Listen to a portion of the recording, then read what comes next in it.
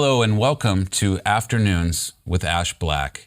I'm happy that you all joined us today. We are shooting live from the BKAT studios, having conversations that matter with members of our community that are spreading joy through the sheer virtue of their works. We're happy to talk to these folks today and have conversations with them that are sometimes poignant and questions that might catch them off guard. But ultimately, our goal today is to have a wholesome conversation with a member of our community and share it with you, our audience. I appreciate you very much for joining me today, and I hope that you will continue to join us as we have conversations with folks that live right here in our own backyard, hometown heroes. Thank you.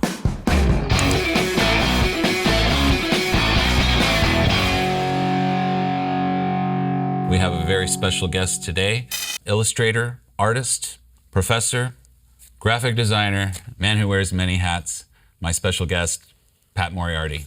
Thank you for joining us today. Thanks for having me. Yeah, welcome to the show. Pat, you are a guy who defies explanation.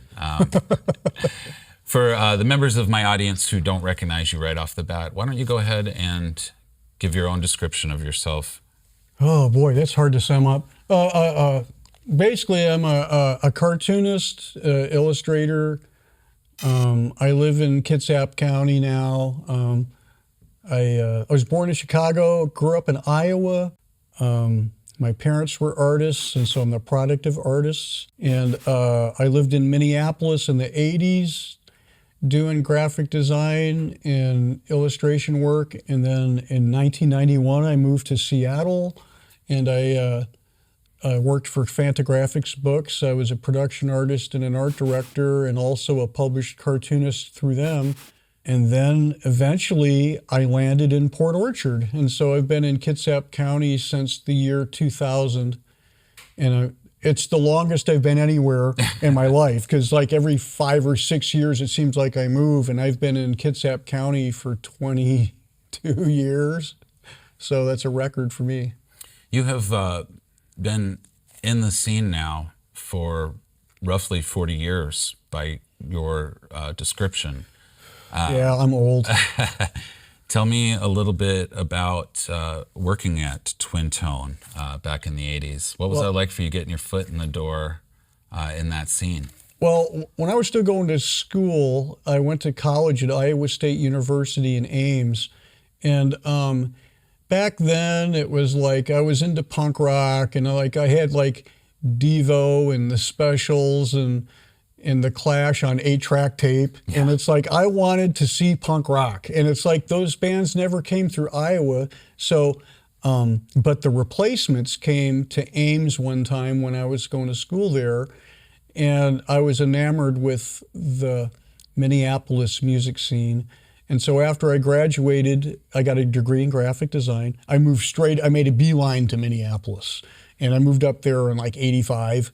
And I immediately became a guard at the Walker Art Center, and I started going to shows. I had a bunch of friends that worked at the club First Avenue, where Prince filmed Purple Rain, and the 7th Street Entry, where all these bands played. And so I immediately was trying to ingratiate myself into the art and music scene there. I'm not a musician, but I'm way into music. I always have been. And so I started sucking up to Soul Asylum and the Replacements and the Magnolias and Run Westy Run and all those bands. I'd go to their shows. And eventually I started doing some punk rock flyers, and I started freelancing for Twin Tone. And one of my first jobs there was when CDs were brand new. This is how old I am. When CDs were brand new, one of my first freelance jobs was to take all the Replacements Twin Tone records and convert them into CD booklets. So it was just a glorified paste-up job. I did a lot of production work and what they used to call key lining. And then eventually they started trusting me with doing some cartoon work and stuff. My very first published comic was probably a collaboration I did with Dave Perner from Soul Asylum when they put out Clam Dip and Other Delights, one of their albums. We collaborated on 2 pages of comics. Dave Perner rode his bike over to my house, and we sat down and took a bunch of their lyrics and tried to figure out something, and I drew that up and that got into their CD booklets. And then I started doing, I did a poster for the Magnolias, and I started doing 45 record sleeves for bands like the Swingin' Teens, and that sort of started the ball rolling. How did it feel when you realized that you could use this gift to add to something you loved so much, the punk rock scene there in Minneapolis? Well, I don't know if it was ever a realization. It was always just sort of like, ever since I was a little kid, I was drawing, so it was just more of the same. I was just trying to figure out a way to participate. Yeah. And so it was just, work your way into it. I was just going to shows, and I'm working at the Walker Art Center, meeting artists, and just sort of like my young self getting acclimated. I met Klaus Oldenburg at the Walker Art Center, and I met Roy Lichtenstein just by guarding the rooms, guarding the art. Dennis Hopper I met, and so that was all influential. And then meeting musicians and stuff, and just sort of just naturally trying to participate. It was early in my career, and I didn't really have a lot of work done yet, but it just started to slowly build. And then I eventually started doing comics. My first comic was called Popcorn Pimps, and it was an autobiographical story about one time when I got hijacked by some crackheads while I was at a gas station in Minneapolis. And I actually identified the suspects in a police lineup and got interviewed by the police about it, and got the transcripts from my statement, and I decided to use it as a script. And I made a comic out of it. I was in Chicago when I met Harvey Pekar, this famous autobiographical writer. And I was showing it to him before I had it finished, and he said, "You ought to send it to Fantagraphics in Seattle. They might publish it." And so he kind of gave me some tips on finishing it. And then I did send it to Fantagraphics, and they did publish it. And it was when I was still in Minneapolis. And then around 1989 or 1990, I helped a friend move to Portland, and it was my first time to the Northwest. And then I was like, I'm going to jump on Amtrak, and I'm going to go up to Seattle, and I'm going to visit Fantagraphics, and I'm going to get them to publish some more of my comics, And then I went up there, and to my chagrin, they were more interested in my graphic design skills than my comics, because I hadn't had a lot of experience yet. But they hired me as a production artist. And then I started freelancing I did some stuff for Sub Pop, and I did some stuff for Estrus Records up in Bellingham. And so I was still doing music-related artwork and working at Fantagraphics, and then night owling as a cartoonist. And I started doing my comic book, You and Your Big Mouth. And it was like the flip side of American Splendor, which was Harvey Pekar's comic about autobiographical stories with all these different artists. So I did an autobiographical comic where each story was written by a different writer, and I did all the art. And so Harvey Pekar wrote the intro. And then from working at Fantagraphics, I met artists like Robert Crumb and Roberta Gregory and Mary Fleener and Peter Bagg and all these established cartoonists that kind of like welcomed me into the fold. And so I started doing comics at night. So I was doing music stuff, I was doing comics, and I was doing art direction. And then that was in the 90s. And then I started doing a strip for Seattle's music paper, The Rocket. I did a strip for them. And then around 1996 was sort of like a game changer for me, because Rolling Stone magazine had this annual issue with the hot list, and they'd have like the hot actor and the hot musician and hot whatever, and I was the hot cartoonist in 1996. And then I started freelancing for Nickelodeon magazine, doing children's comics and National Geographic Kids, and doing these various freelance jobs for doing different record covers and stuff. And I got the nerve to try to quit my day job at Fantagraphics and just see if I could make it as an artist. And I haven't had a job since 1998, but I've been working out of my home. But I was doing some adjunct teaching at the Seattle Art Institute, and I was an adjunct professor there starting about 2007, and I taught there for 11 years.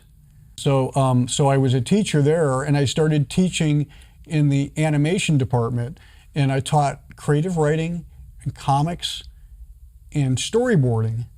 And storyboarding and comics are really similar, but I had to educate myself about animation in order to regurgitate it back to the students. So then eventually I started doing animation. And I did some animation for a documentary called Derailroaded, and this was about Wildman Fisher, a musician that Frank Zappa sort of launched, an outsider musician, and I did 3 minutes of animation for that. And then eventually I did more. I did something for Stand Up Records in Minneapolis. I did a demon doing stand-up comedy. And then, I watched that recently. It was very funny. Yeah, Dylan Mandelson was the comedian, and his album was called A Date with the Devil, so that's where I got the idea of having the demon do it. And then another teacher at the Art Institute, Seth Zeichner, he designed the little blue dog on the show Blue's Clues. Oh, wow. Remember that show, that Absolutely. kid's show? He did a lot of Nickelodeon animation. And him and I started collaborating, and we created an animated short called The Realm Beyond Reason. And it's a 7-minute horror film, kind of like a Twilight Zone episode, written by Garrett Shanley. He was a cartoonist in Dublin. You've brought some examples of some of your work to show us Yeah, today. I didn't want to be too boring, so I brought some of my records, and like, so maybe I just thought I'd bring some of them out here. But Yeah, like, I thought our audience might get a kick out of seeing some of the work that this is my contribute to the zeitgeist here in Seattle and around the country. Yeah. This is my very first 45 by the band Swingin' Teens in Minneapolis, Fire in My Head. They were kind of like a Ramones type band, and I was friends with them, and so I did this for Prospective Records, a small label in Minneapolis. And then the Buzzsaw Frisbees, they're from the East Coast, and so that's an early one for me. And then, let's see, Andy Crowley and the Freaks of Nature from Minneapolis. Fat Tuesday is a band from Minneapolis, and they were on Red Decibel Records, and they were in the same building as Twin Tone, and so I did that. And then getting on to some of the Seattle bands, Radio Haiku from Seattle, and Sick and Wrong. I did this for Sub Pop, their song Wesson Oil, and so that was 45. This is more recent. I did this for Black Irish Texas and Black Tarpoon. And this just came out last year, and it was for a festival called Muddy Roots, Blacked Out at Muddy Roots down in Texas. And then X-Action Figures, Jack and Dino's Earthworm. Jack and Dino is a famous producer in Seattle. He recorded Nirvana's Bleach, their first album. And he's an accomplished musician himself, and his band was called Dino's Earthworm. And so I did that for him. Teenage Renegade, they're from France. Split 45 with Billy Gas Station. The Goops, I did this with Jim Blanchard, and this actually is a 45, but it's also a comic book. So it's got like this adventure with the Goops. And, you know, they're chasing a squirrel at the beginning, and then at the end you can see where they ran it over, and it's all looking. That's fantastic. This. And then the Stan GT, they're from Canada, and they're a great punk band.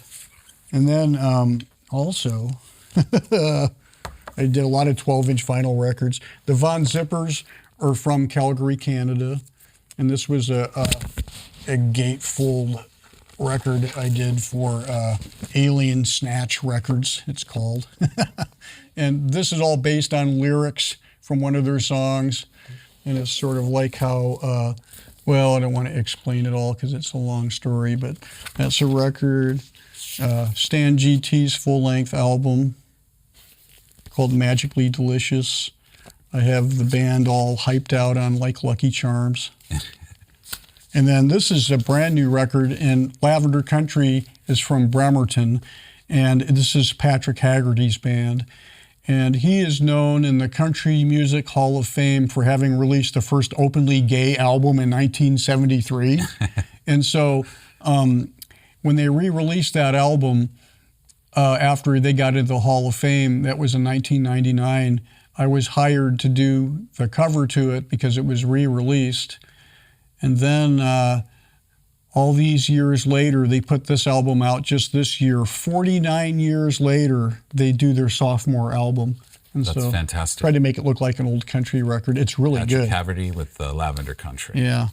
And then Ball Bag, they're from Renton, and they're kind of like a comedy punk band.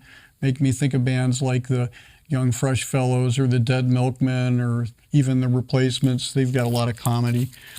Their new record is called Bear versus Otter. And this is a full-length album, but it plays at 45 speed. And then do the artwork on the back. Freight Train Rabbit Killer are from the Midwest. I think they're from St. Louis, Missouri. And this is a photo that they provided me, and I did the lettering and stuff, but then I took the photo and then I drew it. And so the back cover is a rendition of the front cover. And they're kind of like if ZZ Top was a punk rock band, you know, if you can imagine that, that's what they sound like. Swingin' Teens, their second album, same band from Minneapolis. Devil Built is from Port Orchard, and this came out in 2020, just before the pandemic. And this is a really good record.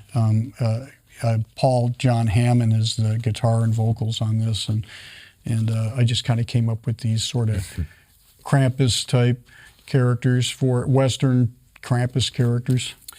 Pat, we're about down to 2 minutes here. Oh, okay.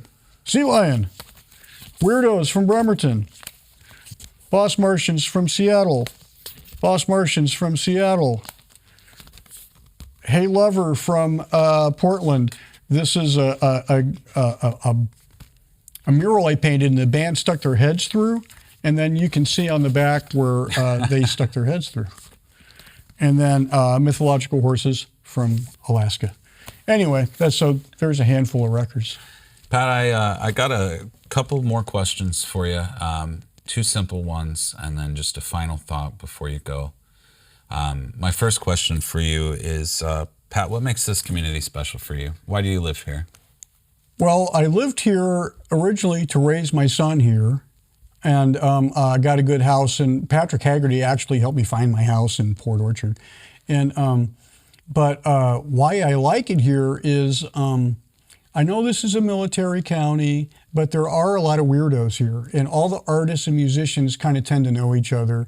And there's a lot of, like Neutral Boy and the Weirdos, and Tony Reed lives here, and he's got all his bands, Moss Generator and Stone Axe and all that stuff. So there's a music scene here. I love the Charleston. It's a great place for live music. And there used to be an art place called AFU, Artists for Freedom and Unity. And that's where I met Patrick Cooper and so many other artists that live around here. And it's a small enough community that we all know each other. And so I like that community. How would you like to see this community grow? Well, I'd like to see more people going to live music shows. I'd like to see more music venues. I do like to go to the Minette Saloon, and I like to go to the Charleston, and then there's a couple places, the Bethel Saloon in Port Orchard that has live music. So I'd like to see the live music scene thrive and grow. And there's different art things going on too. Fingers Duke has art shows, and Danielle Rimbert has her own space now, and she hosts art shows and live events. So it seems to be growing, and I want to see more weirdos move to Kitsap County so we're not so outnumbered. We've heard a lot of big names tossed around today in our conversation. People would recognize Nickelodeon, National Geographic, Sub Pop Records here in Seattle. You've contributed a lot to the music scene and the art scene over the last few decades. How does it feel for you to now be, the center of attention, if you will? Obviously, your work is for the sake of others. But you've contributed so much that it's hard to ignore that we see your artwork popping up everywhere.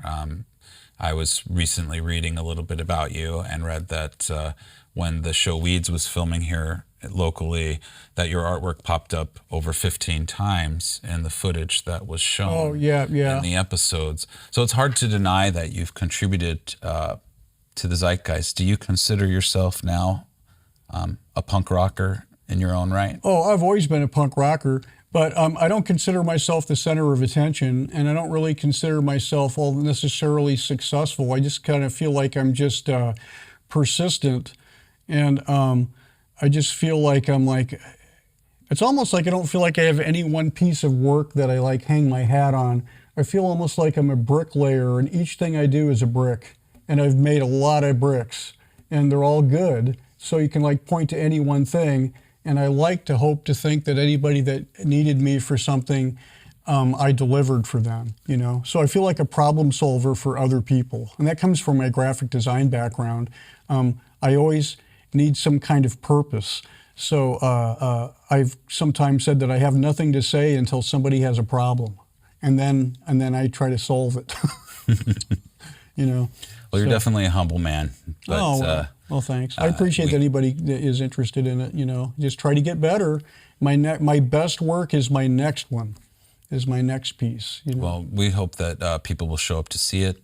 The Vibe Co-Works is this place in Poulsbo, and I had a 3-month-long art show. The opening was last Thursday, so it'll be up till October.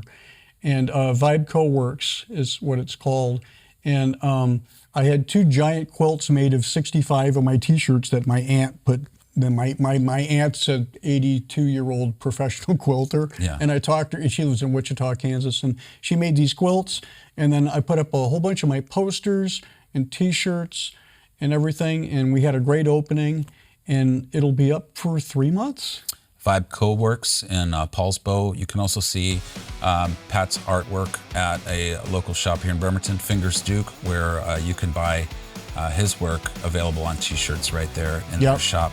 Patrick Moriarty, we appreciate you coming on our show today. Thank you so much for sitting down and talking with us. Sure, thanks for talking to me. It was fun.